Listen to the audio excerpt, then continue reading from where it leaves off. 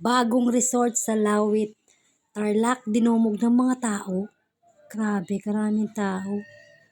Kita nyo naman sa video. Nag-aagawan ng tubig. Ayan, ang daming tao. Malawak na po yan. Malawak dito sa resort na to, pero ganyan pa rin karami ang tao. Grabe, oh. Nagsisiagawan sa tubig. Halos hindi ka na makalangoy. Dinumog talaga siya, guys. Dinumog ng mga tao talaga. Gamboa Resort dito sa Lawi, Capas, Tarlac. Ayan, oh. Maganda, malinis, malawak din ang lugar.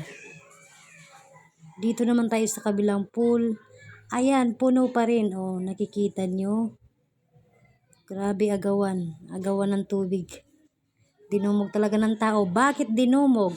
Dahil napakamura ng entrance. Halagang 40 pesos lang, yarn.